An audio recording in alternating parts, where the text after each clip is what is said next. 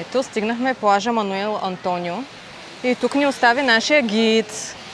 Каза много да внимаваме на плажа, защото Whiteface Monkeys идват и много добре са се научили как да крадат.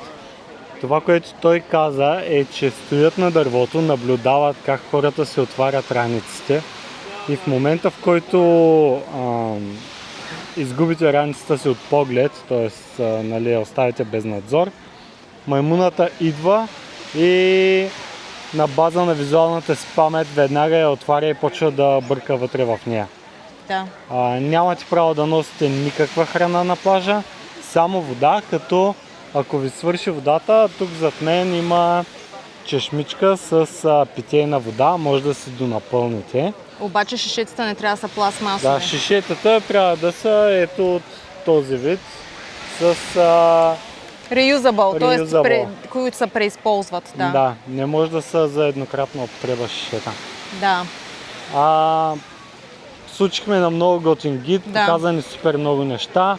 Като цяло не успяхме да видим само Тукан, който е най-активен между 6 и 8, между 6 и 8 сутринта, което просто нямахме късмет. Нищо, ние го видяхме на друго място, така че няма проблем. Да, и да се надяваме, че ще дойде около нашото хотелче, където сме. Понеже една игуана редовно ни гостува, тъй че защо да ни дойде и Тукан. И сега се намираме на плажа Мануел Антонио, вече го снимах, ама нищо. Който е най-безопасния от плажовете тук в парка, понеже тук на този плаж няма отровни медузи. Докато на Еспадрила, от другата страна на парка има още един плаж, но там трябва много да се внимава, защото има отровни медузи. Аз дори не съм сигурен как трябва да им се противодейства. Знам, че се слага оцет, само че ние нямаме оцет. Не сме подготвени за отровни медузи като цяло. Да, заради това няма да се пробваме. Да, затова ще постоим тук и ще видим как ще ни се развие деня след това. Да. Като цяло... На нас много ни хареса, между другото с гида. Препоръчваме, ако ще посещавате няколко национални парка, изберете си един и задължително си наемете гид. Сякаш няма много смисъл на всичките, защото по принцип са доста скъпи.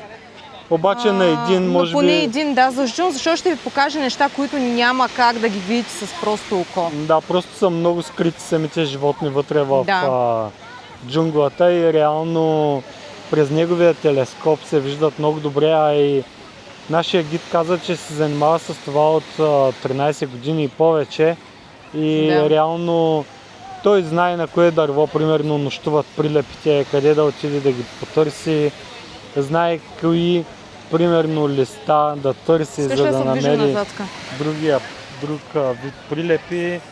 Като цяло просто знае къде и как да намира животните.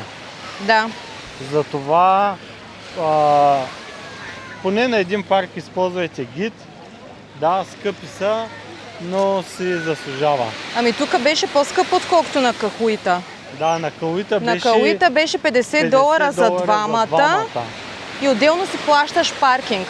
Тук поискаха първоначално 25 000 колони на човек, което колко е? Което са $25 долу-горе, той така казва, или 25 000 колони, или $25. Приблизително, са $25. И всъщност после ни смъкна на 20 000 колони, което е, т.е. дадохме по $40 на човек, общо $80. Като 20 от тях отиват за паркинг. С включен паркинг, защото иначе ако не си наемеш гид, трябва да си платиш $20 само за паркинг. Общо взето. Да, и реално гида пак излезе около $60, нали? И $20 паркинг. Да. Скъпо е. Тази част на Коста Рика е по-скъпа от Пуерто Виехо и от Ла Фортуна. Така че пригответе си чантичката с парите. Просто... Общо взето, да. И храната е по-скъпа. Забавленията са по-скъпи. Разходките са по-скъпи. Хотелите са по-скъпи. Като цяло тази част на Коста Рика наистина е доста по-скъпа. Може би заради американците, Най-вероятно понеже е пълно с такива. За тях е лесно все пак да достигнат до тук, не като нас. 20 часа почти Да. път. Това видео ще го кача така както е, но ви обещавам, че ще направя цялостно видео тук за нашите дни, които са от тази част на Коста Рика, на Тихоокеанското крайбрежие.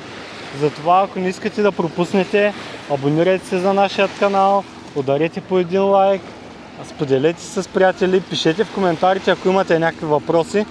Ще се опитам да отговоря, макар че за сега сме тук само от един ден някъде. Така че, ако има нещо, пишете в коментарите, ще ви отговоря и видеото го качвам веднага след като спрем да снимаме. Пура вида! Пура вида!